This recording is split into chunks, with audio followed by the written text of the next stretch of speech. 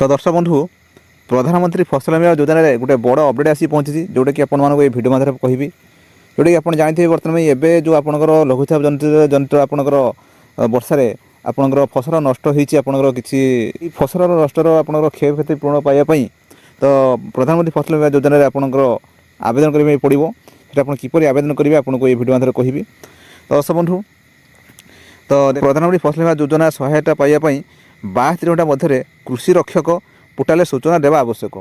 देखो ए बाबद गोटे पोर्टाल आपंकर अच्छी आपंकर कृषि रक्षक पोर्टाल से पोर्टाल आपंकर खबर आपन से पोर्टाल आपंकर सूचना से पोर्टाल आप सूचना देवा पड़ो।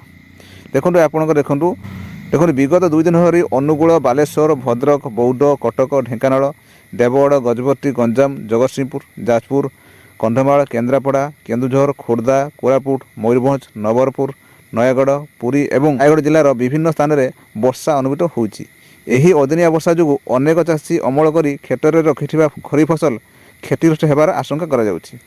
यही समस्त जिले में 15 लाख रु अधिक चाषी फसल बीमा योजना से खरीफ फसल को पंजीकृत कर पंजीकृत कर प्रधानमंत्री फसल बीमा योजना पंजीकृत चाषी भौणी और भाई मानक सूचना अवगत कराऊँगी कि आपंकर कहला आपंकर जदि आपंकर क्षयक्षति होता है बिड़ा आपंकर जदि उंक जो पड़ता है उंक जो नष्ट होता है गजा होता है सीटा आपंकर जे अमर 14 दिन मध्य 14 दिन भितर आपंकर जे अमर 14 दिन मध्य अदिनिया वर्षा जनित क्षयक्षति हेले बीमा सहायता प्रदान पर योग्य व्यवहित हुए।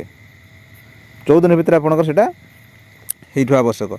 एथि क्षयक्षति होबार 72 घंटा मध्य कृषि रक्षक पोर्टाल किंबा हेल्पलाइन नंबर 1447 रे सूचना देवा आवश्यक। कृषि रक्षक पोर्टाल बा आपंकर जो टोल फ्री नंबर अच्छी सेटा जनवाई तथा समवाय और कृषि विभाग उड़ीसा सरकार तरफ चाषी भौणी और भाई मानक अनुरोध तुरंत निज क्षयक्षति सूचना देवा सूचना प्रदान करूँ। अधिक सूचना निकटस्थ कृषि अधिकारी आपंकर village agriculture officer block agriculture officer district agriculture officer किंबा आपंकर CUARCS DRCS को जोगाजोग। दर्शक बंधु भावुँ आजिका अपडेट बुझीपारे तो आपन ये भिडियो अन्य सेयार करूँ जे आप जो अपडेट आप जापर। दर्शक बंधु